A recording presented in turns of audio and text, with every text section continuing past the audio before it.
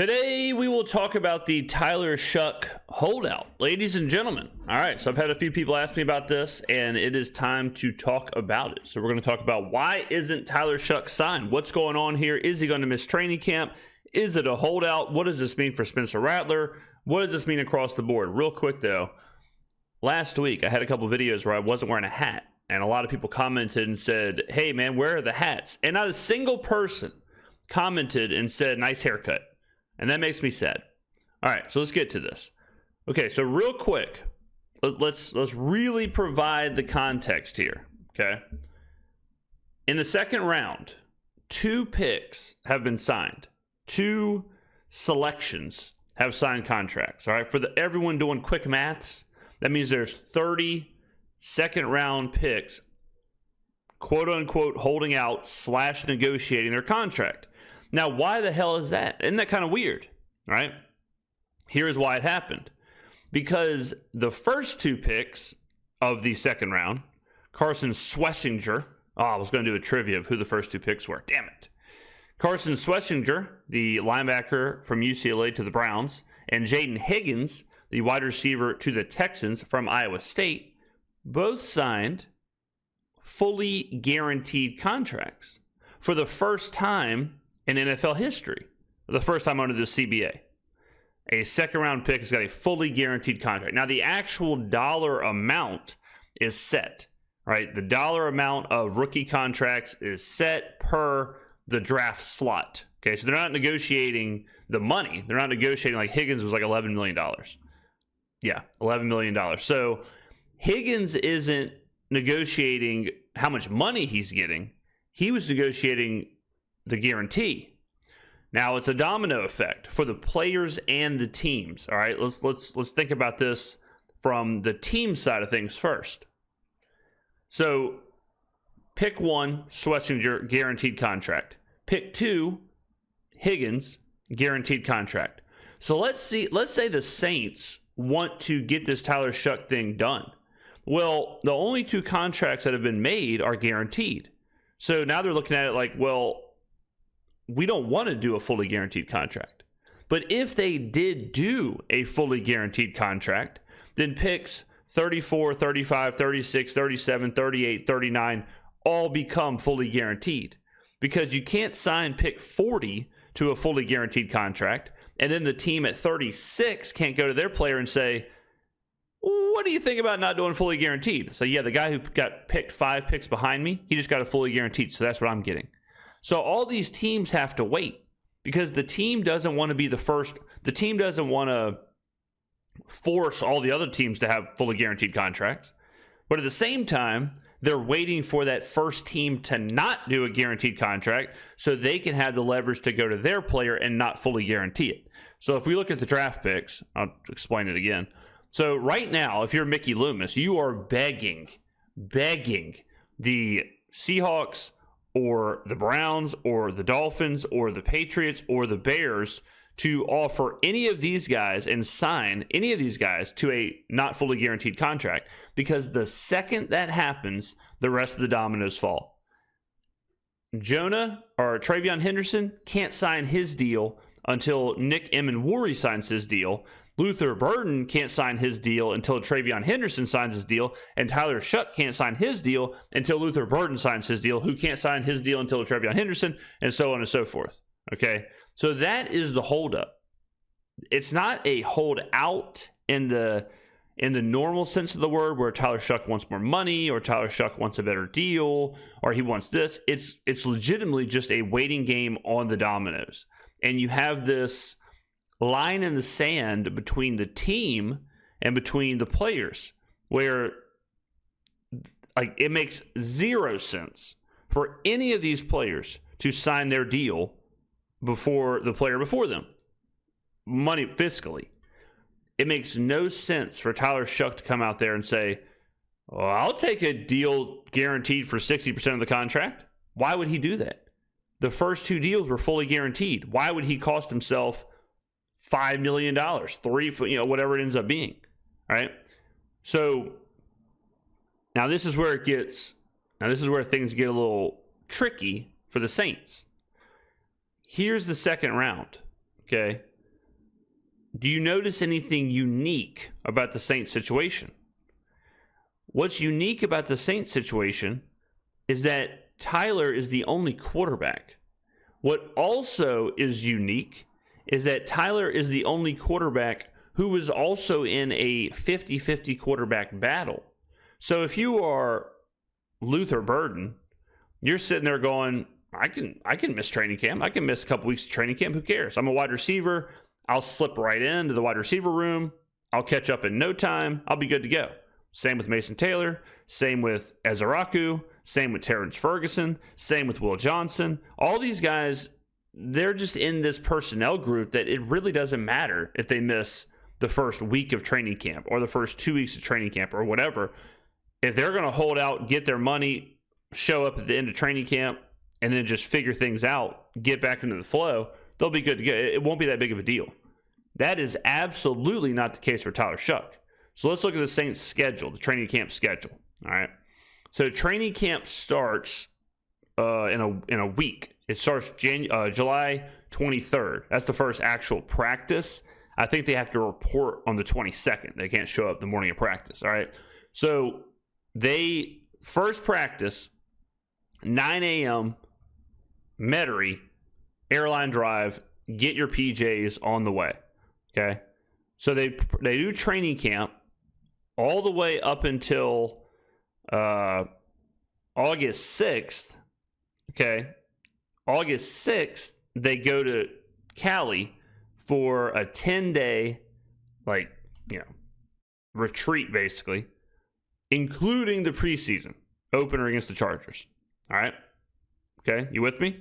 So then, they return to New Orleans on Friday, August 15th, before their second preseason game against the Jaguars on the 17th.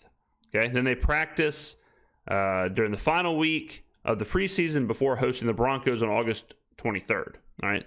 So that's the situation we're at. Now, that's notable because all these other draft picks have however long they want to make this work. Tyler Shough is now in a Sudoku puzzle. He's in a hedge maze. And here is his algorithm. Here is his paradox.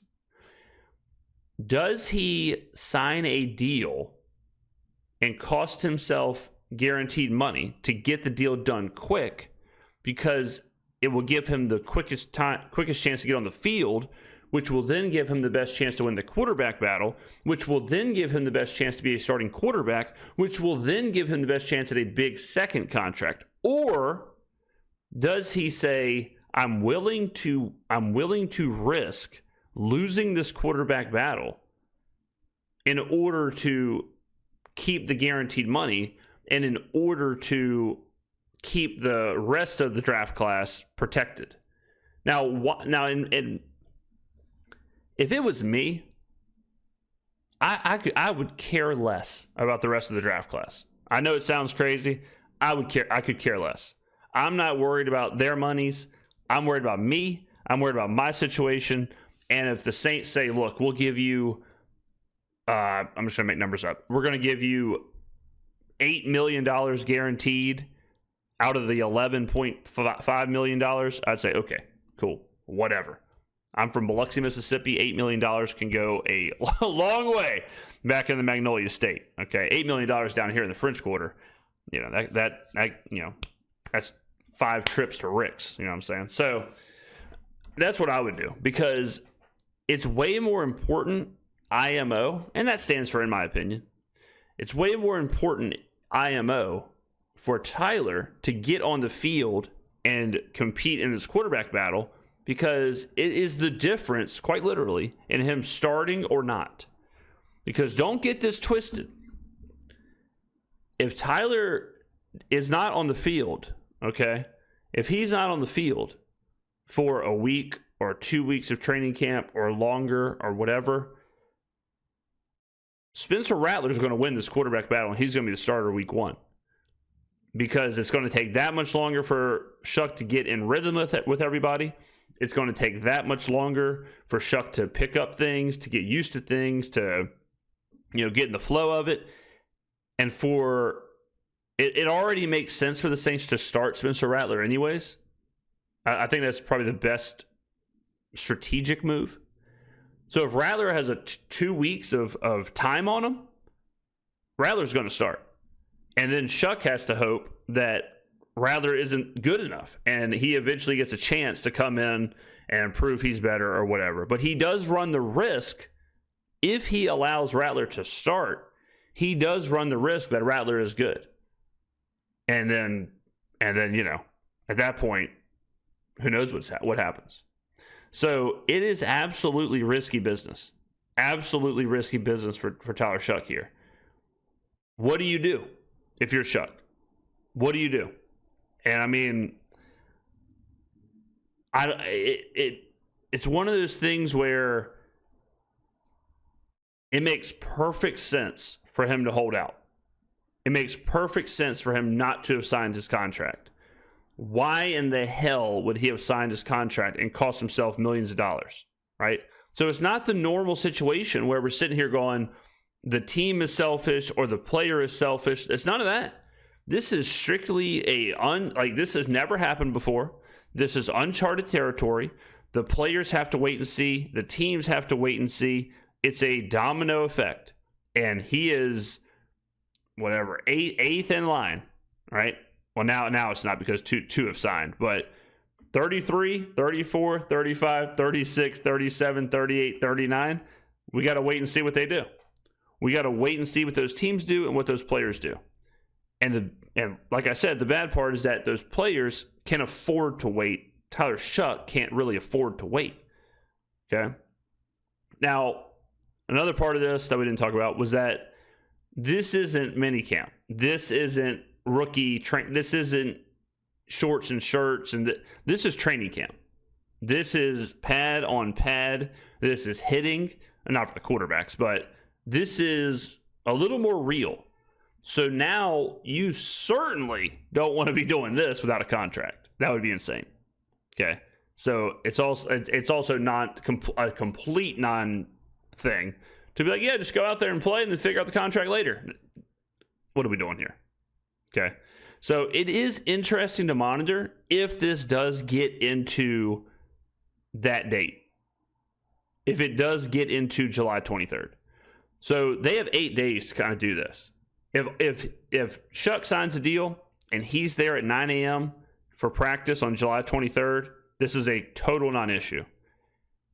If he misses this and he misses July 4th and he misses July 5th, and all of a sudden here,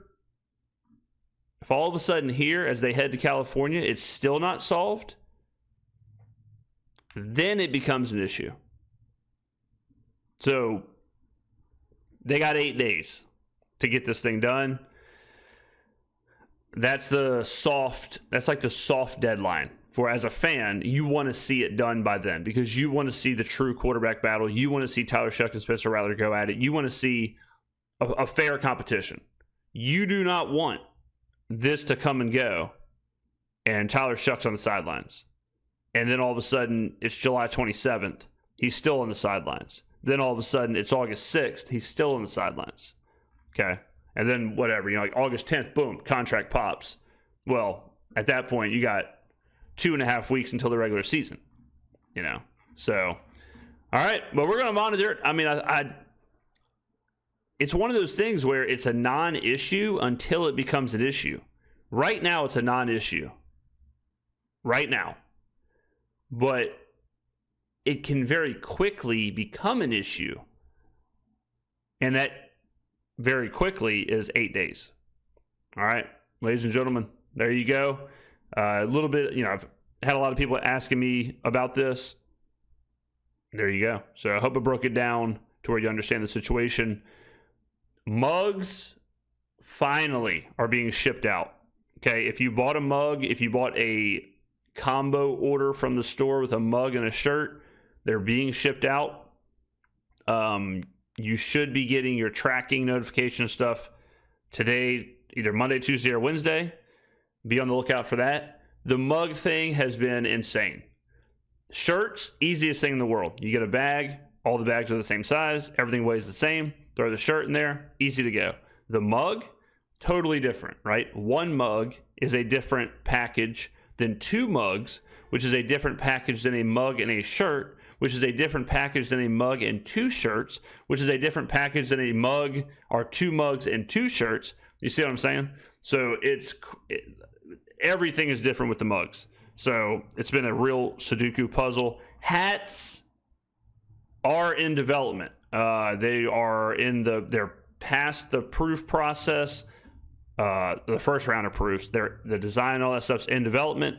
Whenever I get some mock-ups, I'll share them with y'all. There'll be 2 hats. We're shooting for late July, early August for that release. I can't wait. They'll be there. I love the designs.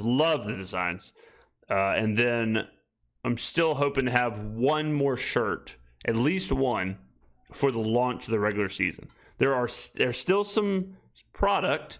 So if you want mug, if you want shirt from the first drop, get them while you can. I don't know the exact number, but we are running out. So, okay, ladies and gentlemen, thank you for watching. I will see you in the next video.